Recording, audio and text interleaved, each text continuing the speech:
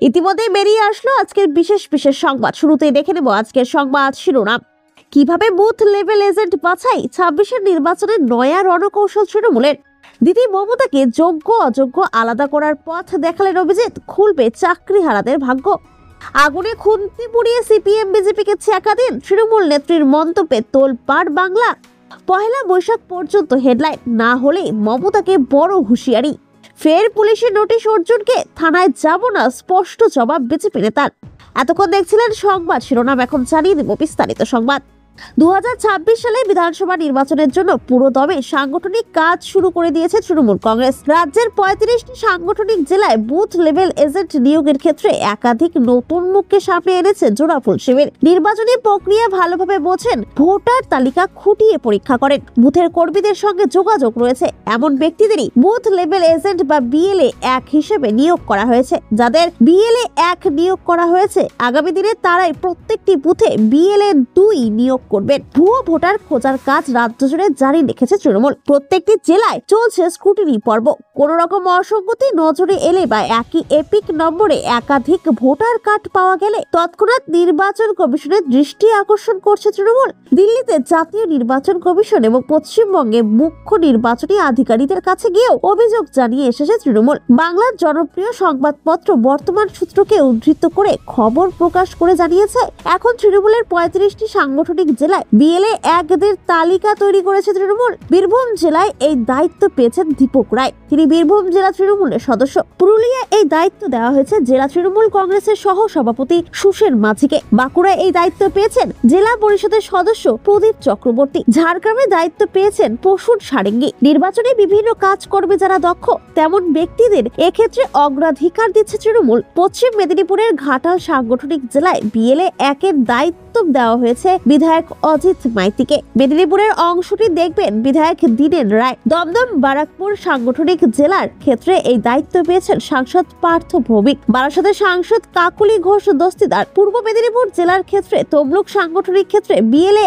1 পদে দায়িত্ব দেওয়া হয়েছে বিধায়ক তিলক চক্রবর্তীকে। কাঁথি সাংগঠনিক জেলার ক্ষেত্রে এই দায়িত্ব পেয়েছেন বিধায়ক উত্তম বাড়ি। দক্ষিণ কলকাতা তৃণমূলের রাজনৈতিক শক্তির ভিত হিসেবে চিহ্নিত, সেখানে BLA 1 করা হয়েছে কলকাতা পৌরসভার কাউন্সিলর বৈশ্যানর চট্টোপাধ্যায়কে। তিনি দীর্ঘদিন ধরে নির্বাচন সংক্রান্ত কাজ করবে দক্ষ। উত্তরবঙ্গের জেলাগুলিতে এক্ষেত্রে তৃণমূল বাড়তি নজর দিয়েছে। উত্তরবঙ্গের তৃণমূলের রাজনৈতিক জমি পুরো মাত্রায় শক্তিশালী নয় এখনো, তাই আগামী দিনে সংগঠনকে শক্তিশালী করতে বাড়তি নজর রয়েছে শাসক দলে। তাই BLA 1 পদে দক্ষতা এবং তারুণ্যের মিশ্রণ ঘটানো হয়েছে। আলিপুরদুয়ার জেলার ক্ষেত্রে এই দায়িত্ব পেয়েছেন বিধায়ক সুমন কাঞ্জিলাল, তিনি বিজেপি থেকে তৃণমূলে যোগদান করেছিলেন। আসছি পরবর্তী সংবাদে। কলকাতা হাইকোর্টের প্রাক্তন বিচারপতি তিনি, বর্তমানে তমলুকের সাংসদ অভিজিৎ গঙ্গোপাধ্যায়। এবার তিনি মুখ্যমন্ত্রী মমতা বন্দ্যোপাধ্যায়কে যোগ্য অযোগ্য আলাদা করার পথ দেখিয়ে দিলেন। কোনো আক্রমণ নয়, বরং মুখ্যমন্ত্রীকে দিদি বলে সম্বোধন করে সবটা বুঝিয়ে বললেন বিজেপি সাংসদ। 2016 সালের SSC সমগ্র প্যানেল বাতিল করেছে সুপ্রিম কোর্ট। চাকরি হারা হয়েছেন 25,752 জন। বর্তমানে এই ঘটনায় তোলপাড় বাংলা। এই আবহে মুখ খুললেন তমলুকের বিজেপি সাংসদ। সংবাদ মাধ্যমের মুখোমুখি হয়ে মমতাকে দিদি বলে সম্বোধন করে যোগ্য অযোগ্য আলাদা করার দিশা দেখানোর চেষ্টা করেন তিনি। অভিজিৎ দিন বলেন, আজ আমি দিদি বলে সম্বোধন করব। দিদি এই মুহূর্তে যেন একটা কমিটি গঠন করেন। কেন করবেন সেটা বলছি। আমি মনে করি, আমি যতদূর জানি, যারা জালিয়াতি করে চাকরি পেয়েছে, যারা সত্যি সৎভাবে পরীক্ষা দিয়ে চাকরি পেয়েছে, তাদের আজও আলাদা করা সম্ভব। আমি কাউকে দোষারোপের জায়গায় যাব না, আজ যাওয়ার সময় নেই। এই যে ছেলে মেয়েগুলোর ভাগ্য বিপর্যয় নেমে এসেছে, সেখান থেকে ওদের উদ্ধার করতেই হবে। বিজেপি সাংসদ এদিন একটি কমিটি গঠনের প্রস্তাব দেন। তার চেয়ারম্যান হিসেবে শিক্ষামন্ত্রী থাকতে পারেন বলে জানান তিনি। একই সঙ্গে সেই কমিটিতে আর কাদের রাখা যেতে পারে সেটাও জানান। অভিজিতের কথায় অ্যাডভোকেট জেনারেল থাকতে পারেন, বিকাশ রঞ্জন ভট্টাচার্য থাকতে পারেন, যেখানে আমি থাকতে পারি। যারা মূল মামলাগুলি করেছিলেন সেই সুদীপ্ত দাশগুপ্ত, ফিরদৌস শামীম, SSC চেয়ারম্যান ও তাদের আইনজীবীরা থাকতে পারেন। বিজেপি সাংসদ বলেন, এভাবে আলোচনা করে আমরা যদি একটি তালিকা বানাতে পারি যারা দুর্নীতি করে চাকরি পেয়েছে, আজ কোনো দোষারোপ করছি না, দোষগুণের উপরে উঠে এই কাজ করতে হবে। 26,000 জনকে এই বিপর্যয় থেকে বাঁচাতে হবে। তাদের আর আমরা এই বিপর্যয় থেকে উদ্ধার করতে পারবো বলে আশাবাদী। 26,000 চাকরি বাতিল কাণ্ডে অভিজিৎ গঙ্গোপাধ্যায় এই প্রস্তাব দিলেও তাদের গুরুত্ব দিতে চাননি তৃণমূলের একাধিক নেতৃত্ব। তাদের একটি অংশের দাবি, রাজনীতি করতে এসব বলছেন বিজেপি সাংসদ। অন্যদিকে একটি সর্বভারতীয় সংবাদ মাধ্যমের কাছে আইনজীবী বিকাশ রঞ্জন ভট্টাচার্য বলেন, এটা প্রথম স্তরের ভাবনা হতে পারত, তবে এখন হয়তো এটা সম্ভব নয়। উল্লেখ্য, নিয়োগ দুর্নীতির জেরে গত বছরে 2016 সালের এসএসসি সম্পূর্ণ প্যানেল বাতিল করেছিল কলকাতা হাইকোর্ট। উচ্চ আদালতের সেই রায় বহাল রেখেছে সুপ্রিম কোর্ট। এদিকে শীর্ষ আদালতের রায়ের পর ভেঙে পড়েছেন চাকরিহারারা। এমতাবস্থায় যোগ্য অযোগ্য আলাদা করার পথ দেখালেন বিজেপি সাংসদ তথা কলকাতা হাইকোর্টের প্রাক্তন বিচারপতি অভিজিৎ গঙ্গোপাধ্যায়। পরবর্তীতে চাকরি বাতিল কাণ্ডে কি হয় সেটাই দেখার। আসছি পরবর্তী সংবাদে। বছর ঘুরলে বিধানসভা ভোট। ইতিমধ্যে রাজ্য রাজনীতিতে এর আজ টের পাওয়া যাচ্ছে। শাসক বিরোধীদের মধ্যে শুরু হয়েছে আক্রমণ, পাল্টা আক্রমণের ধারা। এই আবহে সিপিএম বিজেপিকে গরম খুন্তি ছ্যাঁকা দেওয়ার নিদান দিলেন তৃণমূলের এক নেত্রী। পাল্টা তোপ দেখেছে বিজেপিও। ওষুধের মূল্য বৃদ্ধির প্রতিবাদে শনিবার বিকেলে একটি সভার আয়োজন করেছিল বর্ধমান 1 নং ব্লক তৃণমূল কংগ্রেস। সেই সভা থেকে সিপিএম বিজেপিকে একযোগে আক্রমণ শানান তৃণমূল নেত্রী কাকুলি দাশগুপ্ত। তিনি বলেন, সিপিএম বিজেপির কেউ এলাকায় এলে আগুনে খুন্তি পুড়িয়ে ছ্যাঁকা দিন, তারা যেন জ্বলতে জ্বলতে এলাকা ছাড়া হয়। দিন কয়েক আগে এক তৃণমূল নেতার বাবাকে খুনের চেষ্টার মামলায় দোষী সাব্যস্ত হয়েছেন তৃণমূল নেত্রী কাকুলি দাশগুপ্ত। বর্ধমান আদালতের তরফ থেকে তাকে 3 বছরের কারাদণ্ড এবং 5,000 টাকা জরিমানার নির্দেশ দেওয়া হয়। বর্তমানে অস্থায়ী জামিনে রয়েছেন কাকুলি। এবার তার এহনো হুমকি ভাষণ দিয়ে শুরু হয়েছে চর্চা। ইতিমধ্যে বিষয়টি নিয়ে সুর চড়িয়েছে বিজেপি নেতৃত্ব। পদ্মনেতা দেবজ্যোতি সিংহ রায় বলেন, আদালতে সাজা প্রাপ্ত হয়ে কাকুলি দাশগুপ্তের কোনো চেতনা হয়নি। রামনবমীর মিছিলে মুখে চুনকালি লাগিয়ে ওনার হাঁটা উচিত। উল্লেখ্য, 2017 সালের একটি ঘটনার জেরে সম্প্রতি দোষী সাব্যস্ত হয়েছিলেন তৃণমূল নেত্রী কাকুলি। সেই বছর পূর্ব বর্ধমানের নারী গ্রামের দাসপাড়ায় শাসক দলের গোষ্ঠী সংঘর্ষের ঘটনায় আহত হয়েছিলেন তৃণমূলেরই তৎকালীন এক পঞ্চায়েত সদস্যের বাবা। পরবর্তীতে পুলিশের দ্বারস্থ হন তৃণমূল নেতার মা। অভিযোগ আনা হয়, তৃণমূলের ক্ষমতাসীন নেতাদের বেধড়ক মারধরের জেরে তৃণমূলেরই পঞ্চায়েত সদস্য জীবন পালের বাবা দেবু পালের চোখ ক্ষতিগ্রস্ত হয়েছে। গত 28শে মার্চ এই মামলায় বর্ধমান আদালতের ফার্স্ট ট্র্যাক সেকেন্ড কোর্টের বিচারক অরবিন্দ মিশ্র রায় ঘোষণা করেন, সেখানে তৃণমূল নেত্রী কাকুলি দাশগুপ্তের পাশাপাশি আরো একাধিক জনকে দোষী সাব্যস্ত করা হয়। খুনের চেষ্টা, মারধর সহ একাধিক ধারায় কাকুলিকে দোষী সাব্যস্ত করেন বিচারক। বর্তমানে অস্থায়ী জামিনে মুক্ত তিনি।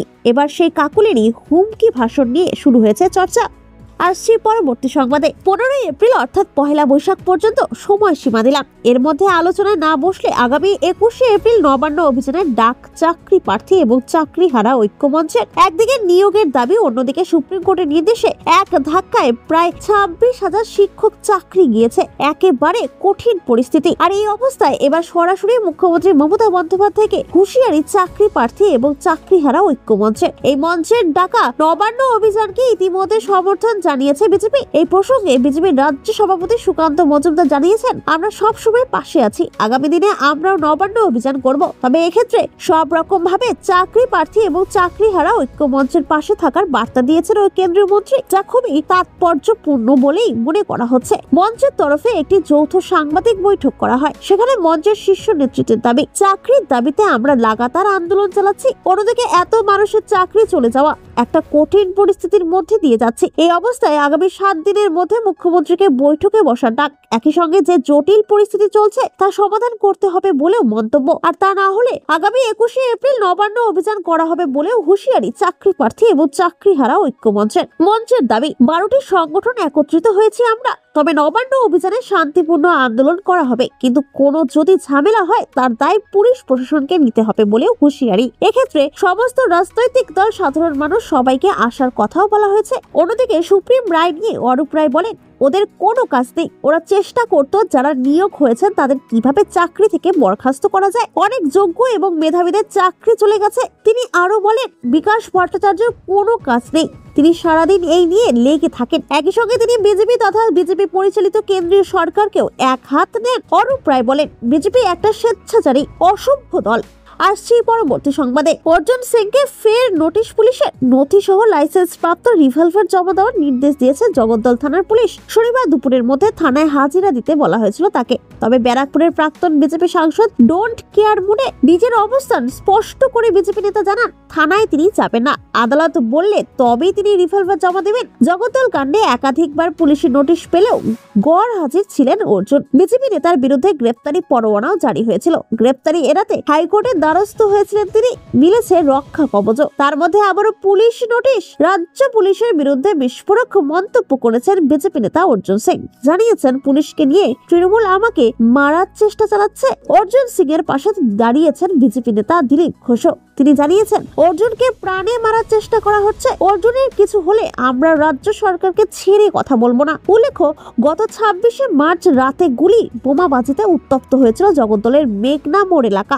এক তৃণমূল কর্মী গুলিবদ্ধ হয়েছিলেন। তৃণমূল নেতা সোমনাথ শ্যাম গুলি চালানোর অভিযোগে সরাসরি অর্জুন সিং এর দিকেই আঙ্গুল তুলেছিলেন। অর্জুন সিংও পাল্টা অভিযোগ করেছিলেন, পুলিশের সামনে দুষ্কৃতীরা তাকে তাক করে কয়েক রাউন্ড গুলি ছুড়েছে। এমনকি বিজেপি নেতার বাড়িতেও বোমা পড়েছে বলে অভিযোগ করেছিলেন। সেই ঘটনা নিয়ে উত্তাল হয়েছে রাজ্য রাজনীতি। দোষারোপ পাল্টা দোষারোপের ঝড় বয়েছে। এত ঘটনার পরেও সবেজাজেই রয়েছেন অর্জুন সিং। সাফ জানিয়েছেন, পুলিশ তলবে তিনি থানায় যাবেন না।